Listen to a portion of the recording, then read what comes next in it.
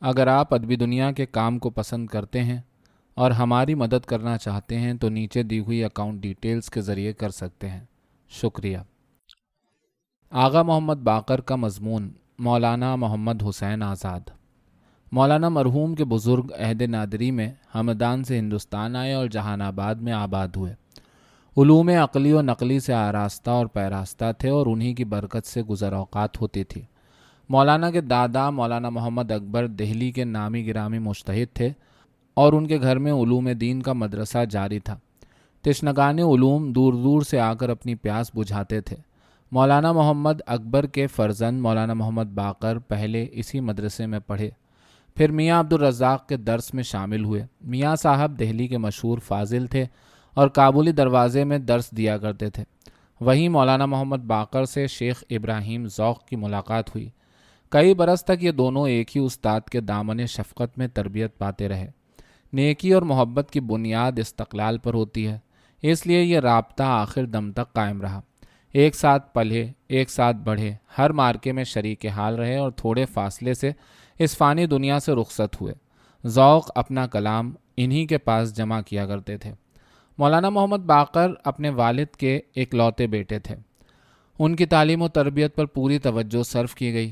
علوم مروجہ اور علوم دینی کی تکمیل کے بعد وہ دہلی میں تحصیلدار مقرر ہوئے۔ ایک عرصے تک ملازمت کی، آخر اپنے والد کے مشورے سے ملازمت ترک کر دی اور علوم مذہبی کی ترویج و تعلیم میں مصروف ہوئے۔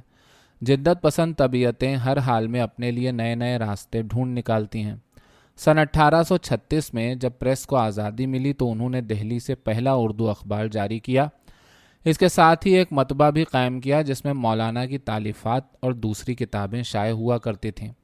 اس پریس کا نام پہلے مطبع جعفریہ اور پھر اردو اخبار پریس رکھا۔ اس کے لیے مولانا مرحوم نے کشمیری دروازہ دہلی کے اندر ایک بہت بڑا مکان بنیت وقف تعمیر کرایا۔ استاد ذوق نے اس کی تاریخ تعمیر کہی، سعادت گاہ امام دارین۔ اسی مکان میں مولانا مرحوم کا مدرسہ اور کتب خانہ تھا۔ انہوں نے نادر اور بیش بہا کتب کا ذخیرہ افادہ عام کے لیے جمع کیا تھا۔ مولانا کی تنوع پسند طبیعت نے ایک اور مشغلہ بھی اختیار کیا۔ اپنے مکان کے قریب ایک بہت بڑا احاطہ بنوایا جس کے چاروں طرف کوٹریاں تھیں اور بیچ میں بہت بڑا صحن۔ اس میں غیر ممالک کے تاجر آ کر ٹھہرتے اور ہفتے میں ایک دن اپنے مال کی نمائش کرتے۔ اس کا نام نیلام گھر تھا۔ یہ نہ صرف آمدنی کا ذریعہ تھا بلکہ اس کے ذریعے مختلف ممالک کے حالات سے بھی واقفیت حاصل ہوتی تھی۔ اس دور کے مسلمان انگریزوں سے تعلقات رکھنا مذہباً معیوب سمجھتے تھے، لیکن دہلی کالج کے پرنسپل مسٹر ٹیلر سے مولانا کی گاڑھی چھنتی تھی۔ یہ ان کے اور وہ ان کے ہر کام میں شریک تھے۔ 18 ربیع الاول کو مولانا محمد باقر کو خداوند تعالیٰ نے ایک فرزند عطا کیا۔ ان کے دلی دوست شیخ ابراہیم ذوق نے ظہور اقبال، تاریخ پیدائش کہی، محمد حسین نام رکھا۔ اپنے والد کی طرح وہ بھی اپنے باپ کے اکلوتے بیٹے تھے۔ پہلے گھر میں دینی تعلیم دی، پھر علوم مروجہ کی تکمیل mister Taylor principal Delhi college کے مشورے سے دہلی کالج میں کی۔ مضمون نویسی میں ہمیشہ اول آتے تھے اور انعام پاتے تھے۔ کالج کے زمانے میں ماسٹر پیارے لال آشوب، مولوی نذیر احمد، منشی ذکاء اللہ ان کے ہم مکتب تھے۔ منشی صاحب مرحوم سے ان کی دلی دوستی تھی جو آخر دم تک اسی طرح نبھ گئی۔ دہلی کالج سے فارغ ہونے کے بعد استاد ذوق کی خدمت میں باقاعدہ حاضر ہونے لگے۔ اپنے فرائض سے فارغ ہو کر بعد عصر ان کی قدم بوسی کے لیے جاتے اور رات گئے تک ان کی خدمت میں حاضر رہتے۔ جب تک استاد زندہ رہے یہ وضع اسی طرح قائم رہی۔ ان کے دل میں اپنے استاد کی اس قدر عظمت تھی کہ جہاں کہیں وہ ان کا ذکر کرتے ہیں خون کے آنسو ٹپک پڑتے ہیں۔ استاد ذوق بھی ان پر خاص توجہ رکھتے تھے۔ یہی وجہ ہے کہ اپنی تحریروں میں ہر جگہ مولانا مرحوم انہیں استاد ظاہر و باطن لکھتے ہیں۔ انہیں اپنے استاد کا بیشتر کلام بھی زبانی یاد تھا۔ تعلیم سے فارغ ہونے کے بعد مولانا آزاد نے اپنے والد کے پریس اور اخبار کو سنبھالا۔ ان کے مضامین اور طرز تحریر سے یہ اخبار بے حد مقبول ہوا اور غدر سن 1857 تک باقاعدہ جاری رہا۔ ایسٹ انڈیا کمپنی پر مولانا بے لاگ تنقید کرتے تھے، اس لیے مغلیہ سلطنت کا جام زندگی لبریز ہونے کے بعد اس اخبار کی تمام کاپیاں بحق حکومت ضبط کر لی گئیں۔ جن کے پاس اس کے پرچے تھے انہوں نے حکومت کے خوف سے ضائع کر دیے۔ کچھ پرچے حیدرآباد دکن میں لالا چھٹن لال کے پاس موجود ہیں۔ اس کے اکثر اقتباسات مختلف اخباروں میں چھپ چکے ہیں۔ جب دلی میں غدر پڑا، مولانا کی عمر کوئی 30 برس کی تھی۔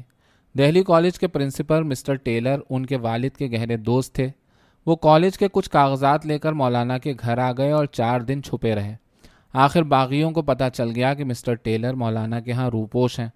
دروازے کے سامنے بہت سے شورا پش جمع ہو گئے اور شور مچایا کہ ٹیلر کو ہمارے حوالے کر دو۔ سمجھانے بجھانے سے یہ لوگ تو چلے گئے، لیکن مسٹر ٹیلر اپنے آپ کو غیر محفوظ سمجھنے لگے۔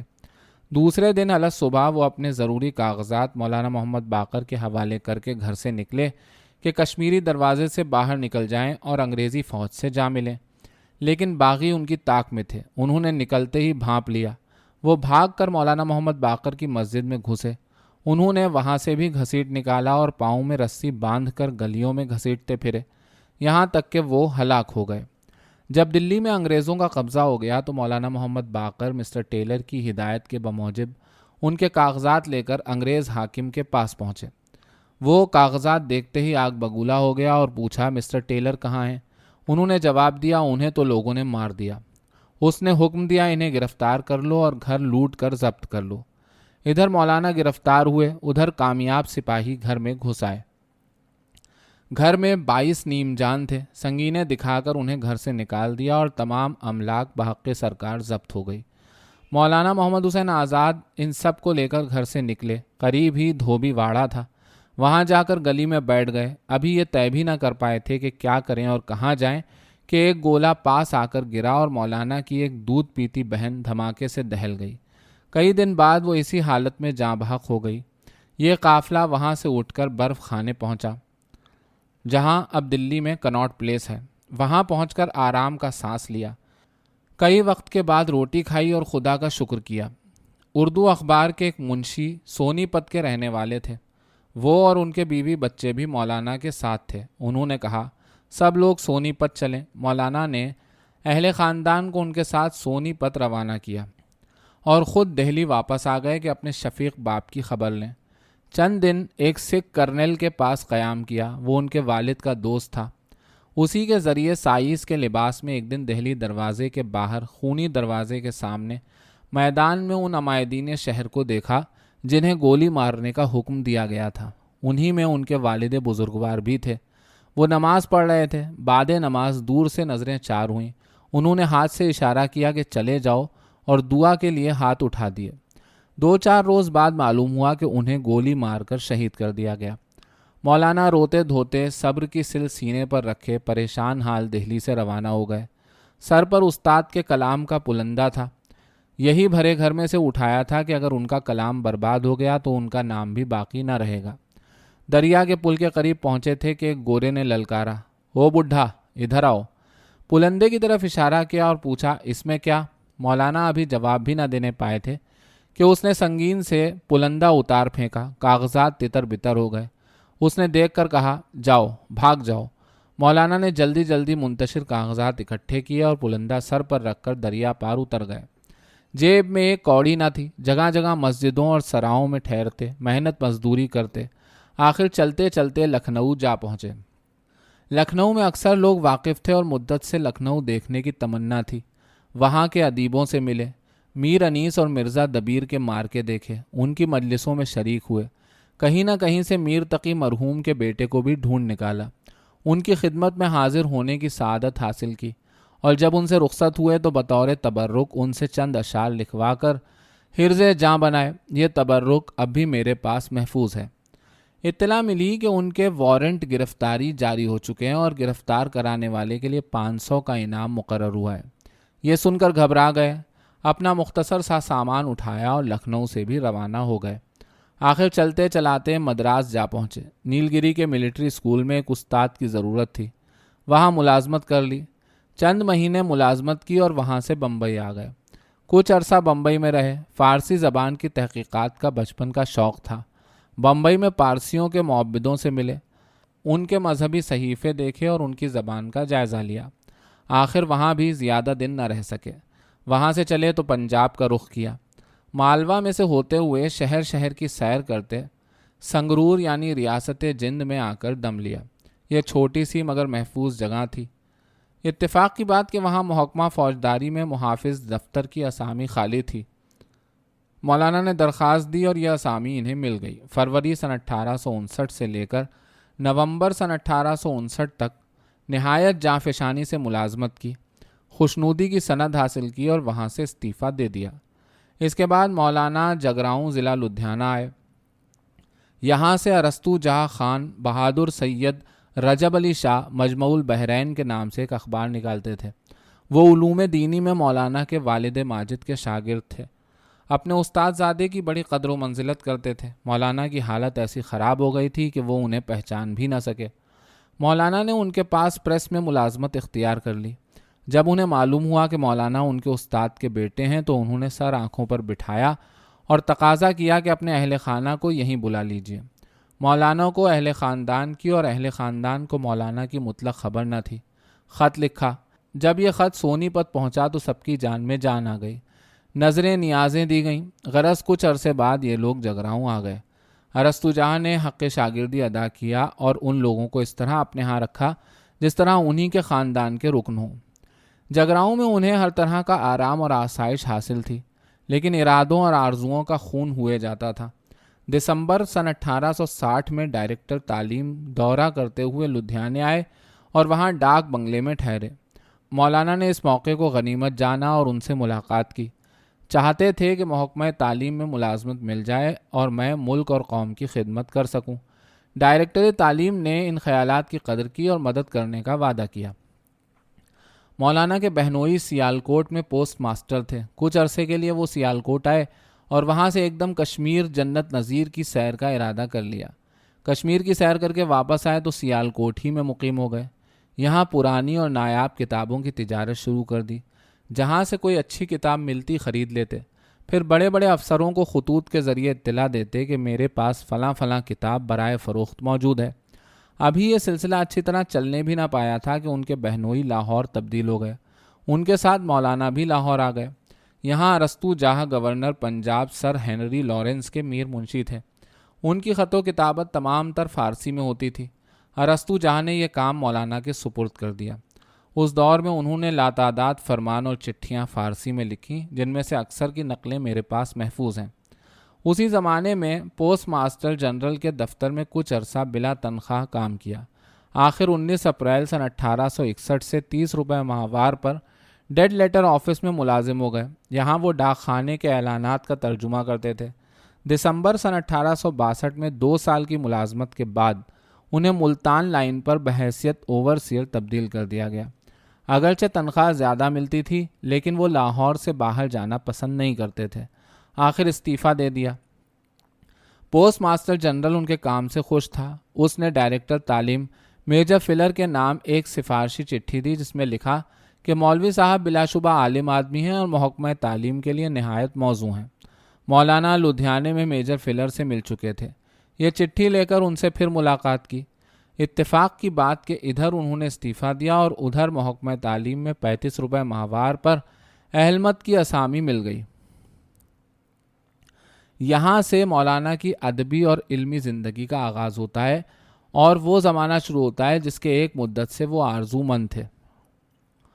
اس سے پہلے وہ شکشا سبھا لاہور کی تعلیمی انجمن کے لیے آئینہ صحت تصنیف کر چکے تھے۔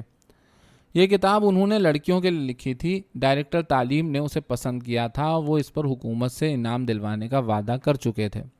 بہرحال مولانا شکشا سبھا کے سرگرم رکن تھے۔ نمائش پنجاب کے لیے انہوں نے اردو کی فہرست اور اشیاء نمائش کی تفاصیل نہایت محنت سے تیار کی۔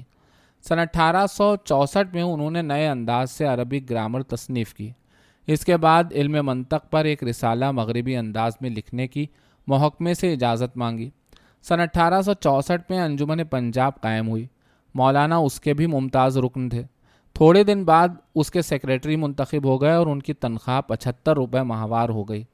جب انجمن نے اپنا رسالہ مطالب مفیدہ کی اشاعت کے لیے جاری کیا تو مولانا ہی اس کے ایڈیٹر مقرر ہوئے۔ رسالے میں انجمن کی روئے داد اور وہ مضامین شائع ہوتے تھے جو انجمن کے جلسوں میں پڑھے جاتے تھے۔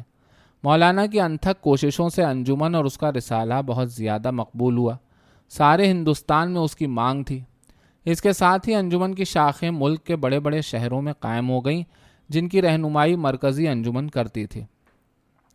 اب مولانا کا دائرۂ اثر بڑھنا شروع ہوا اور ان کے جوہر چمکنے لگے۔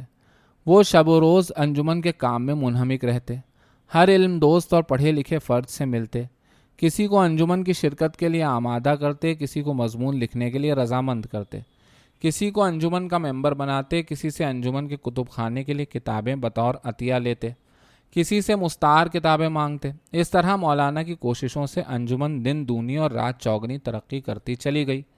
تھوڑے عرصے میں وہ روشنی کا مینار بن گئی جسے سب حیرت و استعجاب سے دیکھتے تھے۔ مرکزی انجمن میں شریک ہونے کے لیے دور کے شہروں سے لوگ آتے، چندہ کر کے امدادی رقوم بھیجتے اور انجمن کی کامیابی کے لیے دعائیں کرتے۔ اکثر مضمون لکھ کر بھیجتے اور درخواست کرتے کہ بعد از اصلاح اسے انجمن کے جلسے میں پڑھ کر سنا دیا جائے۔ یہ انجمن عملی میدان میں بھی پیش تھی۔ اس نے مدرسے کھولے، مشرقی علوم کی تعلیم کا انتظام کیا، باقاعدہ امتحان لینے اور سندیں دینے کا طریقہ اختیار کیا، اعلیٰ قابلیت کے طلباء کو انعام اور وظائف دیے، انہیں ملازمتیں دلوانے کے لیے سفارشیں کیں۔ بہت تھوڑے عرصے میں وہ دیسی علوم کی یونیورسٹی کے نام سے مشہور ہو گئی۔ انگلستان کے اخباروں میں اس کے متعلق نہایت ہمت افزا الفاظ میں مقالے لکھے گئے اور آگے چل کر اسی کی بنیادوں پر پنجاب یونیورسٹی کا قیام عمل میں آیا۔ انجمن کے جلسوں کی رونق بڑھانے اور اس میں مزید دلکشی پیدا کرنے کے لیے مولانا نے ایک مشاعرہ بھی جاری کیا۔ یہ مشاعرہ جلسہ انجمن کے بعد ہوا کرتا تھا۔ عموماً ایک مصرع طرح فارسی کا ہوتا اور دوسرا اردو کا۔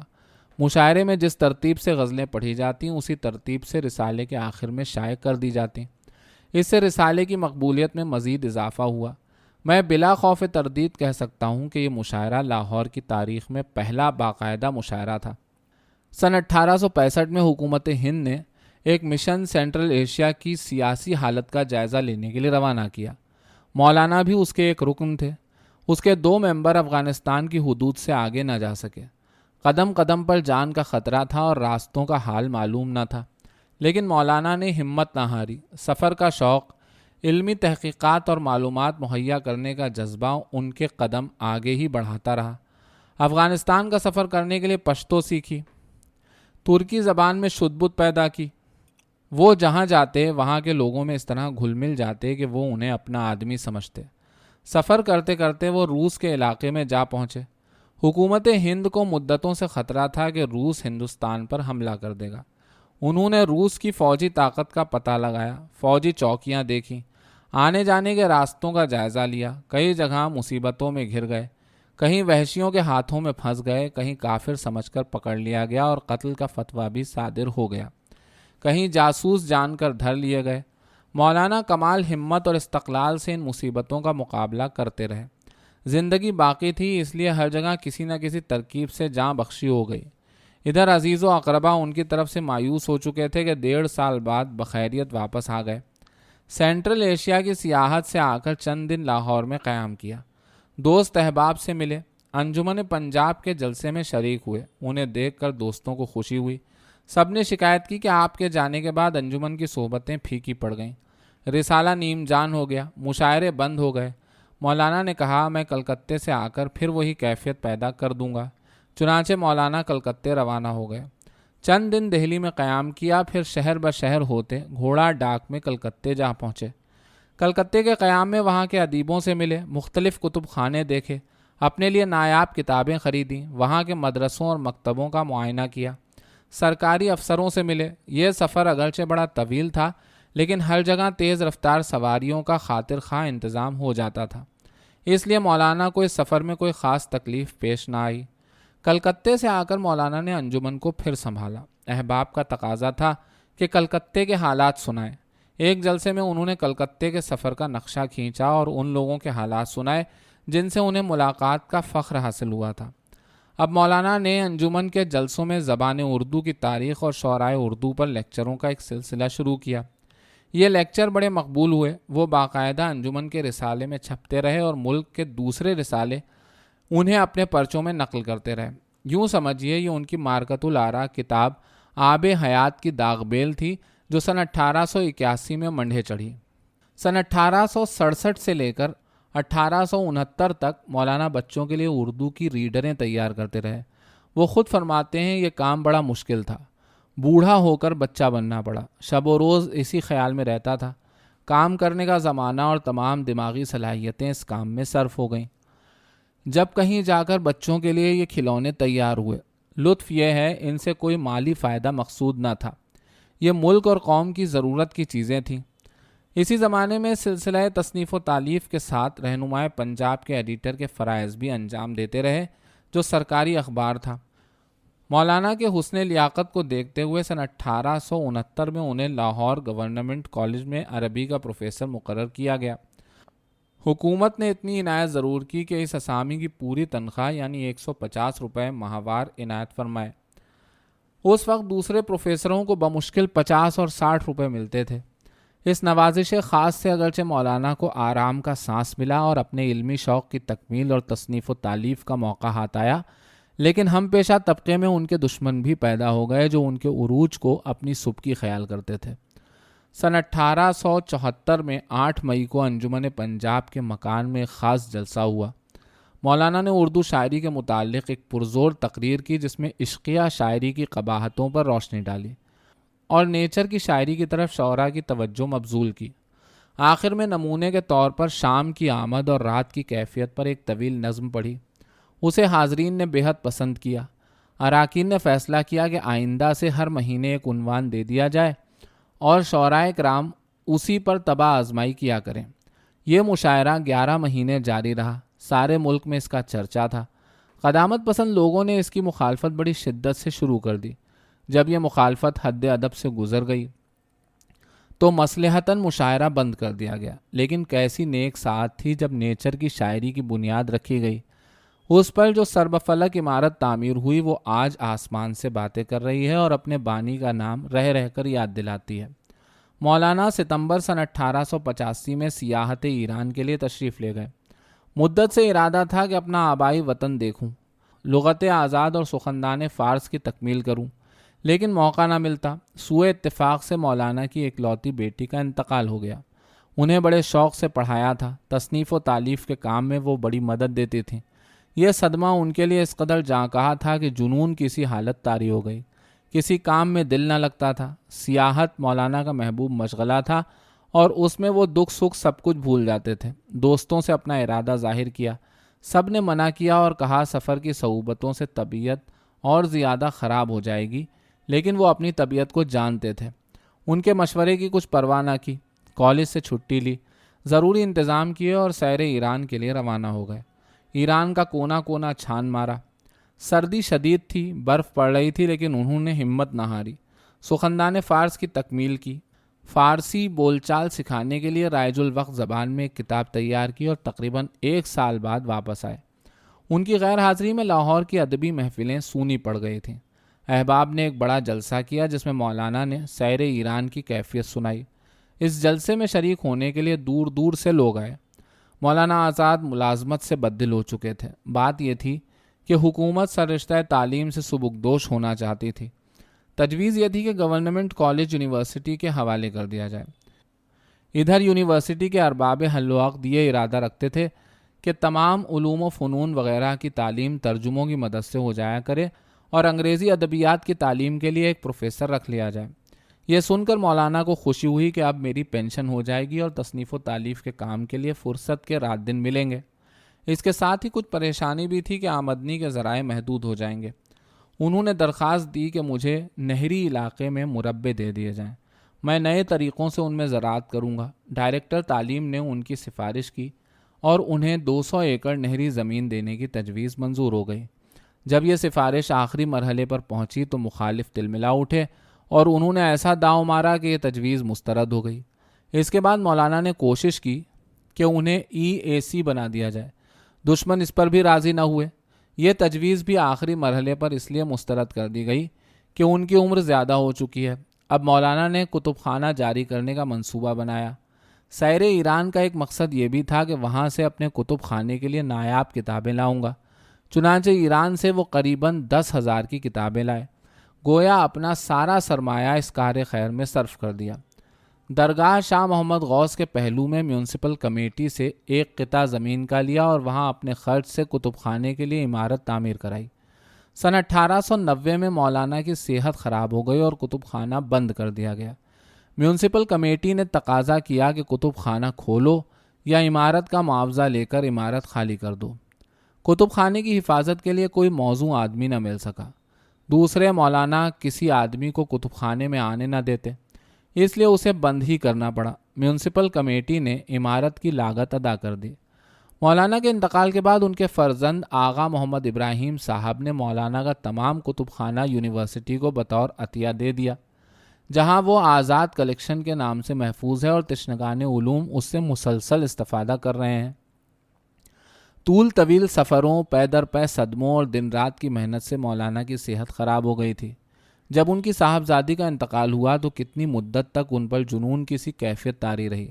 اس کے علاوہ انہیں خونی بواسیر کا بھی عارضہ تھا، جس سے اکثر خون ضائع ہوتا رہتا۔ آخر کار ان تمام تکلیفوں کا اثر ظاہر ہوا۔ وہ اکثر لاہور کے باغوں میں پھرتے رہتے، ٹہلتے ٹہلتے میلوں نکل جاتے، گھر میں آ کر پلنگ پر دراز ہو جاتے اور گھنٹوں بے حس و حرکت پڑے رہتے۔ کالج کے وقت پر تیار ہو جاتے اور پڑھانے چلے جاتے۔ مولانا کو فقیروں سے ارادت تھی۔ کہتے ہیں ان دنوں ایک مجذوب نواں کوٹ میں آئے ہوئے تھے۔ مولانا اکثر ان کی خدمت میں حاضر ہوتے۔ ایک دن کالج سے فارغ ہو کر سیدھے ان کے پاس پہنچے۔ انہوں نے کہا، دلی جانے کا حکم ہو گیا ہے۔ مولانا وہاں سے پاپیادہ دلی روانہ ہو گئے۔ راستے میں اپنی چہیتی بیٹی کا خیال آیا۔ پٹیالے کا رخ کیا۔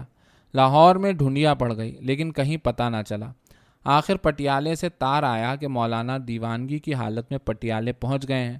پٹیالے میں عزیز و اقارب نے علاج معالجے کی کوشش کی لیکن کامیاب نہ ہوئے۔ جتنی دیر میں ان کے بیٹے پٹیالے پہنچے وہ وہاں سے چل دیے۔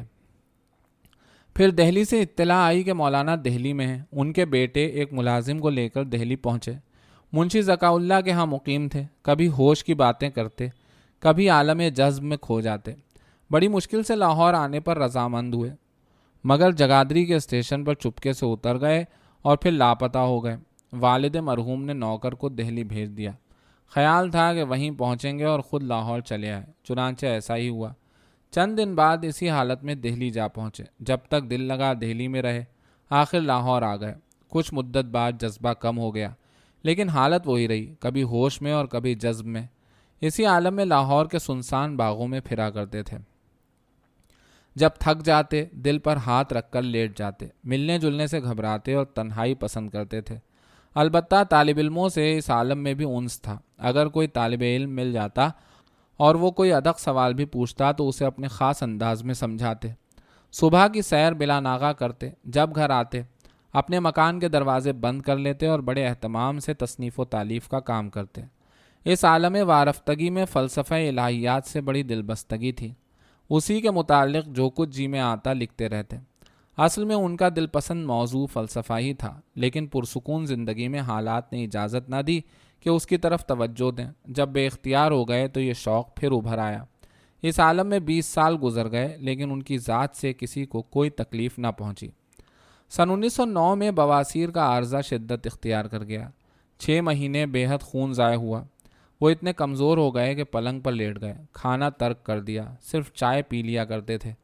کمزوری بڑھتی چلی گئی۔ یکم محرم سے چائے بھی ترک کر دی۔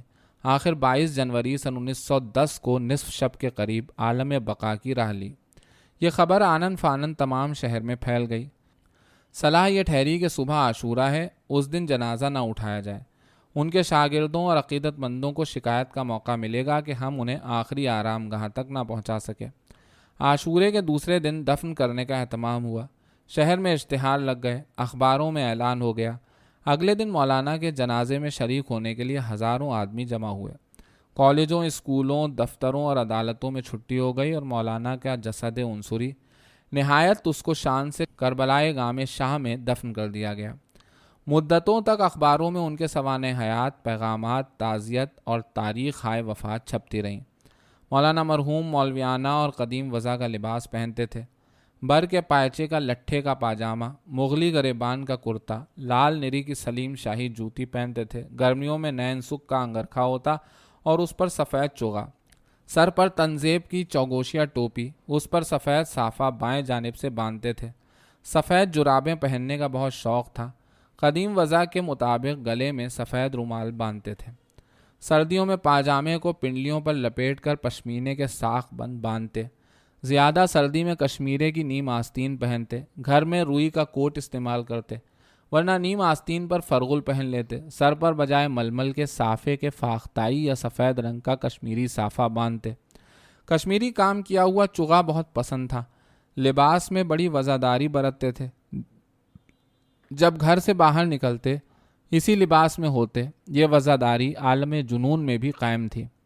پاکیزگی کا بہت خیال تھا، فطرتاً شگفتہ مزاج اور سادہ طبیعت تھے، اپنے دل میں کسی سے بغض نہ رکھتے تھے، اگر کسی سے شکایت پیدا ہوتی تو منہ پر کہہ دیتے، اپنی طبیعت میں تکدر کو جگہ نہ دیتے، تصنع اور تکلف سے پاک تھے، ہر شخص سے ہمدردی رکھتے تھے، طالب علموں سے بہت زیادہ انس تھا، جہاں کہیں مکان لیتے اپنے طالب علموں کے رہنے سہنے اور پڑھنے لکھنے کا پہلے خیال رکھتے، ہمیشہ ان کے دم کے ساتھ مستحق طالب علم وابستہ رہے، ان میں ہندو مسلمان کی کوئی تمیز نہ تھی، ان کے شاگرد سارے پنجاب میں پھیلے ہوئے تھے، جب کبھی کتابوں اور پرانے سکوں کی تلاش میں نکلتے ہر ایک سے ملتے اور اس کی ترقی میں مدد دیتے، گھوڑے پر سوار ہو کر کالج جایا کرتے تھے، دائیں بائیں طالب علم چلتے تھے اور وہ ان سے علمی باتیں کرتے جاتے تھے، اگر کسی کو اپنے سبق کے متعلق کچھ پوچھنا ہوتا تو درس و تدریس کا سلسلہ جاری ہو جاتا، امتحان کے دنوں میں طالب علموں کا ایک غول ان کے ساتھ چلتا، وہ ہر قسم کے سوال پوچھتے اور مولانا ہر ایک کو جواب دیتے۔ مولانا کو تصنیف و تالیف کا بہت شوق تھا اور اشاعت علوم کا جذبہ اس پر مستزاد۔ غدر کے بعد ان کا سلسلہ تصانیف سن 1861 سے شروع ہوا اور 1890 میں ختم ہوا۔ 30 سال میں انہوں نے بے شمار کتابیں لکھی۔ وہ جب کسی کتاب کا مطالعہ کرتے کاغذ قلم دوات اپنے پاس رکھتے، جہاں کہیں جو چیز پسند آتی یا کارآمد معلوم ہوتی اسے نوٹ کر لیتے، اس طرح مختلف چیزوں کے لیے ان کے پاس مواد جمع ہوتا رہتا۔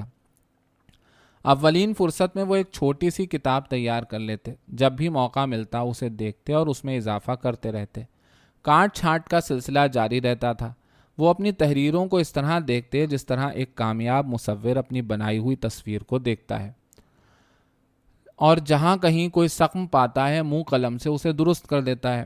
تصنیف و تالیف کا وقت نصف شب کے بعد شروع ہوتا، پہلے تہجد کی نماز ادا کرتے، پھر تصنیف کے کام میں ہمتن محو ہو جاتے، یہاں تک کہ صبح کی ٹھنڈی ہوا اپنے آنے کی خبر دیتی، قلمدان بند کر دیا جاتا، نماز فجر ادا کرتے اور اس کے بعد سیر کے لیے نکل جاتے۔ شہر کے چاروں طرف شاداب اور گھنے باغات تھے، ان میں تیز رفتار سے سیر کرتے، اوس سے بھیگی ہوئی گھاس پر ٹہلتے اور دل و دماغ کو تازہ کرتے۔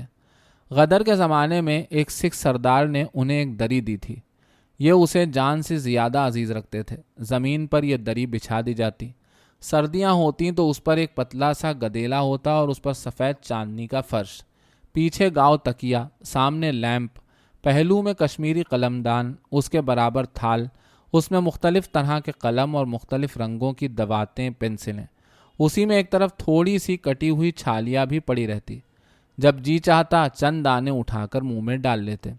مولانا سر شام کھانا کھا لیتے اور دیر تک ٹہلتے رہتے۔ کھانوں میں پلاؤ، کباب اور متنجن بہت مرغوب تھا۔ سفر میں عموماً کباب اور نان کھاتے تھے۔ پھلوں میں انگور، سردا، آم اور سیب زیادہ پسند تھے۔ جب بیدانے کا موسم آتا تو روزانہ صبح دل بھر کر بیدانہ کھاتے، کھانے کے ساتھ دہی کا ہونا لازم تھا۔ شب برات آتی تو ہمیشہ کہتے کہ میری فاتحہ شب برات کی شام کو پلاؤ پر دیا کرنا۔ مولانا مرحوم کی بڑی بڑی تصانیف ان کی زندگی ہی میں چھپ گئی تھیں۔ ان کے علاوہ بہت سی تصانیف ایسی تھیں جن کا خاکہ تیار کیا تھا، لیکن انہیں مکمل کرنے کی نوبت نہ آ سکی۔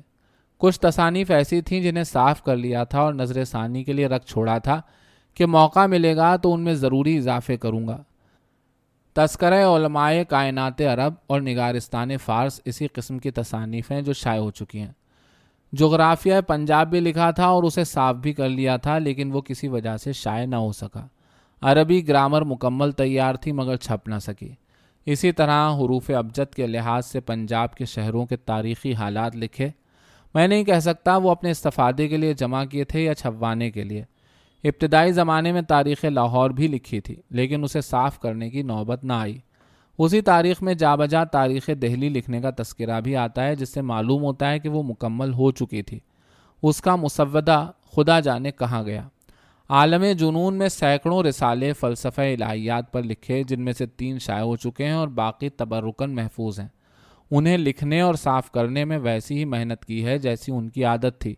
حاشیے پر نوٹ ہیں، ضرورت کے لحاظ سے مختلف قسم کی سیاہیاں استعمال کی ہیں اور مختلف قسم کے قلم کام میں لائے ہیں۔